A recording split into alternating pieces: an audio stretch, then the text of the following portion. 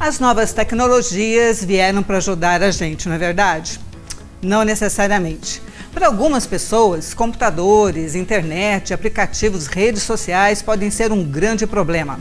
Aqui no Decote, o professor de exatas e consultor em organização pessoal, Bruno Andrade, vai explicar por quê. Bem-vindo, Bruno. Tudo bem?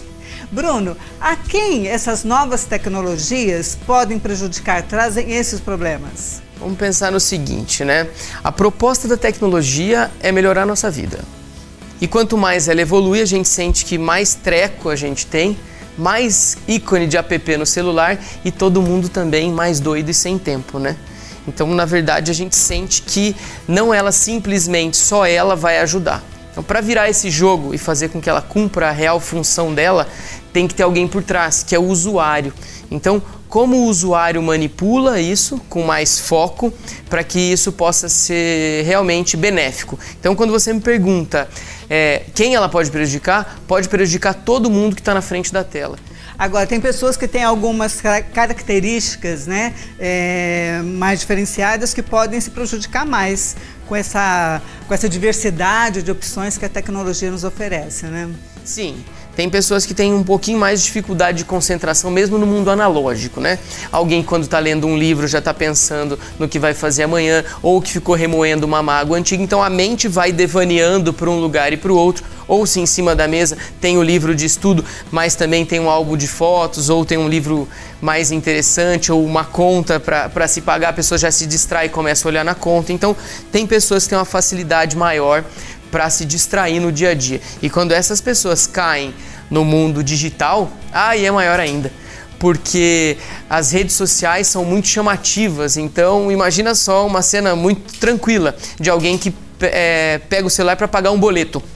Ela pega o celular, desbloqueia o celular e vai procurar o boleto. Quando ela está procurando o boleto ou os dados para transferir para a conta da outra pessoa, ela entra dentro do WhatsApp. No WhatsApp ela já vê uma notificação de um grupo, do grupo cai para um vídeo, do vídeo para o YouTube, do YouTube para o Facebook, enfim. A derivada é muito maior quando a gente está no meio digital. Quer dizer que uma tarefa que ela poderia realizar em alguns minutos pode levar até horas, né? Pode. Como consultor, né? Você atende essas pessoas nessa área, né? Como você ajuda essas pessoas? O primeiro passo é criar os hábitos necessários para ser uma pessoa mais concentrada. E nisso a gente tem que fazer uma limpeza das atividades diárias da pessoa, do que é relevante e do que não é relevante. Então, onde ela está colocando o tempo dela que não traz resultado. E não estou falando só resultado financeiro, estou falando resultado em saúde, que é perda de tempo. Então, criar os hábitos para que a pessoa perceba que ela está fazendo atividades que não levam a lugar nenhum. Então, seria esse o clique. Eu falo, opa, estou aqui escorregando para um vídeo e não era para eu estar assistindo esse vídeo, era para eu estar respondendo ao e-mail, né? Agora, esses defeitos que costumam aparecer aí, que as pessoas já têm, que levam para o ambiente da tecnologia, seria a procrastinação, a distração, a falta de foco, e tudo isso você consegue agir em cima desses problemas. Sim. Então vamos lá. Os procrastinadores deixam para a última hora. Então, se a gente consegue criar um plano lógico, por exemplo, que seja de leitura. Então, eu tenho um livro para ler, para fazer uma prova daqui 30 dias. Então, eu penso que por semana eu tenho que ler tantas páginas. Ótimo, a pessoa entra com esse plano. Aí, na primeira já não lê.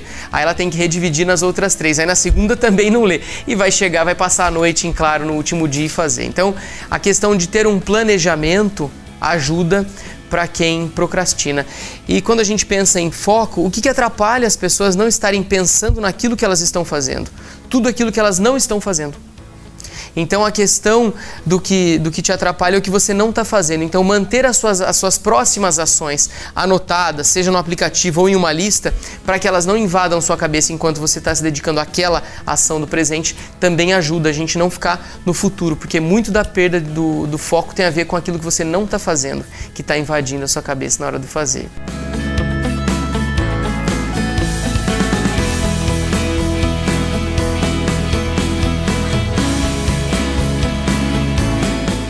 Agora, você atende pessoas aí de várias idades. Vamos falar aí um pouquinho dos mais maduros, aquelas pessoas com mais de 40 anos, os mais jovens, menos de 30, né, que já é uma geração mais acostumada com a tecnologia. Quem rende mais, quem aproveita mais a internet, o computador, quem aproveita mais essa nova tecnologia? Olha, pela minha experiência, quem aproveita mais são as pessoas aí dos seus 38 em diante. São as pessoas que utilizam a tecnologia de uma maneira mais saudável e produtiva, menos recreacional, porque nasceram e amadureceram num meio mais analógico e quando veio o digital elas já tinham hábitos de concentração, hábitos de organização.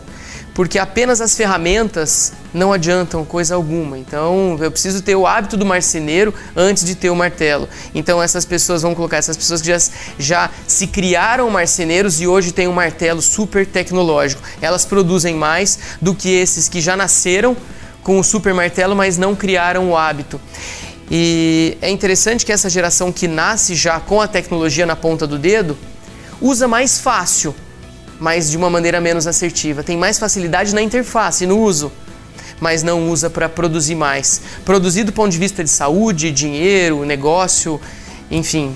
Quer dizer, eles sabem usar a tecnologia, mas ainda não têm o propósito, ainda não criaram os seus propósitos de vida, para poder usufruir de uma forma ampla. Verdade, isso a tem utilização da tecnologia. Isso tem relação com ter propósito ou não, e que numa idade mais tenra, né, nos seus 20, 25, 30 anos, o propósito está se delineando, mas existe uma certa dificuldade em delinear o propósito hoje em dia por causa da miríade de opções que existem.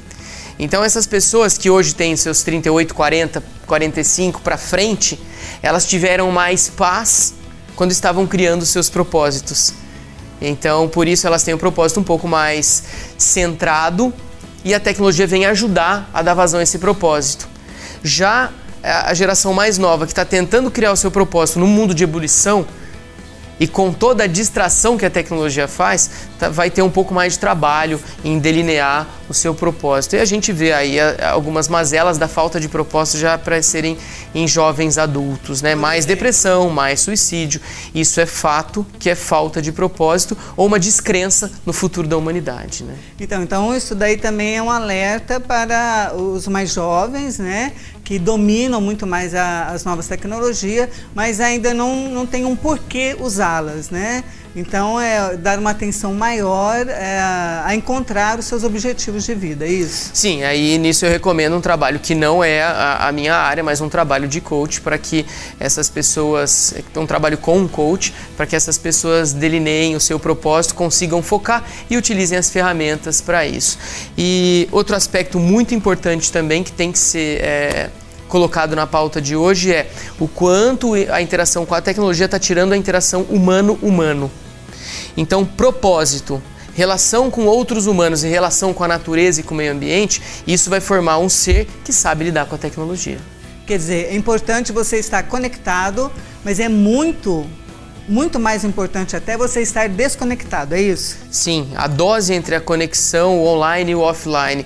Por que hoje tantas práticas voltam à tona como meditação, yoga, passeios na natureza, trilhas, caminhadas, escaladas? Porque o ser humano está percebendo que só na frente da tela não tem futuro. Não tem uma experiência ampla. Então, né? Isso não é voltar no tempo, isso é resgatar antigas práticas que não deveriam ter sido abandonadas, elas têm que ser agregadas e coexistir com a tecnologia. Então eu acredito que a tecnologia como ferramenta, junto com os hábitos necessários para ter uma boa saúde e um equilíbrio, isso tem a ver com interação entre seres, né? Humano com humano, interação com a natureza, isso aí a gente tem o céu é o limite para o ser humano, para o equilíbrio dele. A tecnologia ela não é danosa, a questão é o que fazer com ela. É dependendo de como você a usa, né? Mas tem que saber como você usa você mesmo, como você como ser se coloca e interage com o mundo. E aí a tecnologia vai ser mais um aspecto do mundo e não só ela. Tá certo, Bruno. Muito obrigada pela sua participação. Eu te agradeço. Muito produtiva essa conversa, né? Vamos aí os mais jovens prestar atenção nessa questão de criar objetivos de vida e não mergulharem de cabeça aí nas novas tecnologias, porque só isso não leva a muita coisa, né? E convidamos vocês a permanecerem no nosso canal, curtirem o nosso canal e aguardarem o nosso próximo programa.